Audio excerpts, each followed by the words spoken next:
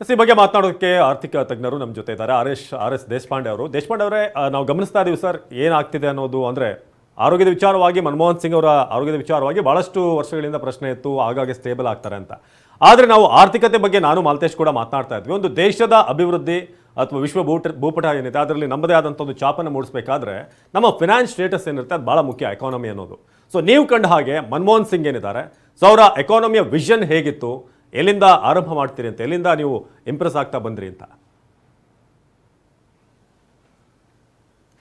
ಸುಮಾರು ಜನ ಪ್ರೊಫೆಸರ್ ಮನಮೋಹನ್ ಸಿಂಗ್ ಅವ್ರದ್ದು ವಿಷನ್ ಎಲ್ಲಿಂದ ಬಂತು ಅಂತ ಮಿಡ್-80s ಬಂದಿದೆ ಅಂತ ಹೇಳ್ತಾರೆ. ಅದು ತಪ್ಪು. ಯಾಕಂದರೆ ಪ್ರೊಫೆಸರ್ ಮನಮೋಹನ್ ಸಿಂಗ್ ಅವ್ರದ್ದು ವಿಷನ್ ಬಂದಿರೋದು ಅವ್ರ PhD ಥೇಸಿಸಿಂದ. ಅವ್ರ PhD ಥೇಸಿಸ್ ಟೈಟಲ್ ನೋಡಿದ್ರೇ ಗೊತ್ತಾಗತ್ತೆ ಅವ್ರ ವಿಷನ್ ಏನಿತ್ತು ಅಂತ. ಅದು 1962ನಲ್ಲಿ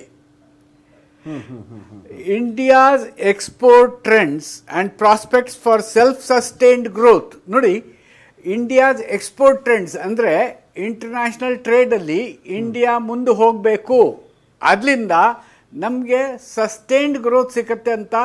ಇದು 1962, ಯಾವಾಗ ನಾವು ಪೂರ್ತಿವಾದಿ ಸಮಾಜವಾದಿ ವಿಚಾರಸರಣಿನಲ್ಲಿದ್ದೇವೆ. ಆವಾಗ ಅವರಿದು ಬರೆದಿರೋದು ಥೇಸಿಸು. ಅದು ಥೇಸಿಸ್ ತುಂಬ ಚೆನ್ನಾಗಾಯಿತು. ಅದು ಕ್ಲಾರೆಂಡನ್ ಪ್ರೆಸ್ಸಿಂದ ಬುಕ್ ಅಂತ ಪಬ್ಲಿಷ್ ಆಗಿತ್ತು. ಈ ಬುಕ್ ಅಂತ ಪಬ್ಲಿಷ್ ಆದಮೇಲೆ ಆ ಪುಸ್ತಕ ಮುಂದೆ ನೋಡಿ ಪ್ರೊಫೆಸರ್ VKR ರಾವ್ ಅವ್ರಿಗೆ ಪ್ರೊಫೆಸರ್ಶಿಪ್ ಕೊಟ್ಟರು. ಎಲ್ಲಿ? ಡೆಲ್ಲಿ ಸ್ಕೂಲ್ ಆಫ್ ಎಕನಾಮಿಕ್ಸಲ್ಲಿ. ಡೆಲ್ಲಿ ಸ್ಕೂಲ್ ಆಫ್ ಎಕನಾಮಿಕ್ಸ್ನಲ್ಲಿ ಅವರು ಇಂಟರ್ನ್ಯಾಷನಲ್ ಟ್ರೇಡ್, ಇಂಟರ್ನ್ಯಾಷನಲ್ ಎಕನಾಮಿಕ್ಸಲ್ಲಿ ಪ್ರೊಫೆಸರ್ ಆಗಿದ್ದರು. ಅದು ಅಲ್ಲಿ ಅವ್ರ ವಿಚಾರ ಅಲ್ಲೇ ಗಟ್ಟಿ ಆಯಿತು. ನಮ್ಮ ದೇಶ ಮುಂದೆ ಹೋಗಬೇಕಾದ್ರೆ ಗ್ಲೋಬಲೈಸೇಷನ್ ಅಂದರೆ ಜಾಗತಿಕೀಕರಣ ಮತ್ತು ಖಾಸಗೀಕರಣ ಇದು ಮುಖ್ಯವಾದ ವಿಷಯ. ನನಗೆ ಜ್ಞಾಪಕ ಇದೆ ಒಂದಂದರೆ ಇನ್ ಮಿಡ್-80s ಒಂದು ಸಲ ಕೊಲ್ಹಾಪುರಲ್ಲಿ ಇಂಡಿಯನ್ ಸೊಸೈಟಿ ಆಫ್ ಅಗ್ರಿಕಲ್ಚರ್ ಎಕನಾಮಿಕ್ಸ್ಗೆ ಅವ್ರ ಅಧ್ಯಕ್ಷೀಯ ಭಾಷಣ ಕೊಟ್ಟರು. ಆ ಅಧ್ಯಕ್ಷೀಯ ಭಾಷಣಕ್ಕೆ ನಾನು ಅಲ್ಲಿ ಕೂತಿದ್ದೆ. ಆವಾಗ ನೋಡುವಾಗ ಅದು ಗೊತ್ತಾಯಿತು ಈ ಸೀಡ್ ಮುಂದೆ ಹೊರ್ತಾ ಇದೆ ಅಂತ. ಓಕೆ. ಯಾಕಂದ್ರೆ ಆ ಭಾಷಣದಲ್ಲಿ ಅವರು ವಿವರವಾಗಿ ಎಲ್ಲ ಹೇಳಿದ್ರು.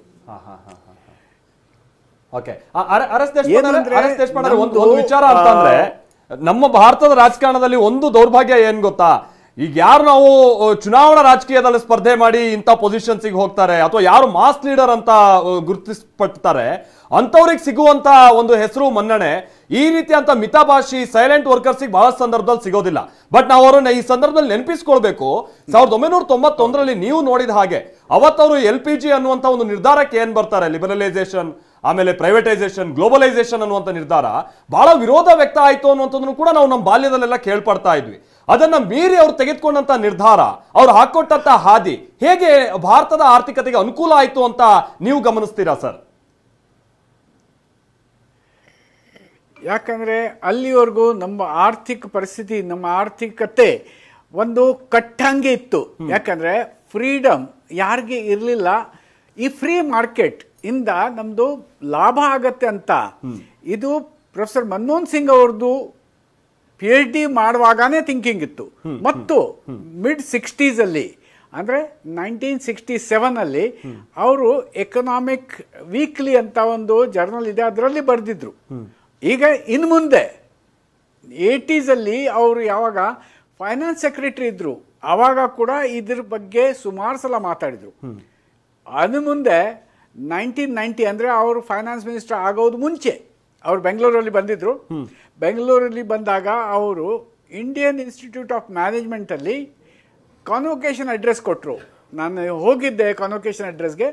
ಈ ಕಾನ್ವೊಕೇಶನ್ ಅಡ್ರೆಸ್ಸಲ್ಲಿ ಅವರು ಒಂದು ಬ್ಲೂ ಪ್ರಿಂಟ್ ಕೊಟ್ಟ ಹಾಗೆ ಭಾರತ ಮುಂದೆ ಆರ್ಥಿಕ ಪರಿಸ್ಥಿತಿನಲ್ಲಿ ಏನು ನಡವಳಿಕೆ ಯಾವ ಥರ ಇರಬೇಕು ಅಂತ ಒಂದು ವಿವರವಾಗಿ ಹೇಳಿದರು. 91ನಲ್ಲಿ ಅವರು ಫೈನಾನ್ಸ್ ಮಿನಿಸ್ಟರ್ ಆದರು. ಯಾಕಂದರೆ 1990ನಲ್ಲಿ ನಮ್ಮ ಆರ್ಥಿಕ ಪರಿಸ್ಥಿತಿ ತುಂಬ ಕೆಟ್ಟದಾಗಿತ್ತು. ಅಂದರೆ 2 ವಾರ ಸಾಕಷ್ಟೇ ನಮ್ಮ ಹತ್ರ ಫಾರಿನ್ ಎಕ್ಸ್ಚೇಂಜ್ ಇತ್ತು. ಬರೀ 2 ವಾರ. ಇದ್ಲಿಂದ ಆಚೆ ಕಡೆ ಬರಬೇಕಾದ್ರೆ ಹೌದು, ಇದ್ಲಿಂದ ಆಚೆ ಕಡೆ ಬರಬೇಕಾದ್ರೆ ಯಾವ ಥರ ಬರಬೇಕು ಅಂತ ಮತ್ತೆ ಅವರು ಮುಂಚಿಂದ ಯಾವ ಯೋಚನೆ ಇತ್ತು ಅದನ್ನೇ ಅದು IMF ಅಲ್ಲಿ ಅವರು IMF ಅಲ್ಲಿ ಇದ್ರು ಅವರು ಮತ್ತೆ ಮಾಂಟೆಕ್ ಸಿಂಗ್ ಅಲ್ಲೂ ಇಬ್ರು IMF ಸರ್ ನಿಮ್ಮ ಹತ್ರ ಇನ್ನಷ್ಟು ಮಾಹಿತಿಯನ್ನ ಪಡಿತೀವಿ ನಾವು ಒಂದು ಸಣ್ಣ ಬ್ರೇಕ್ ಅನ್ನ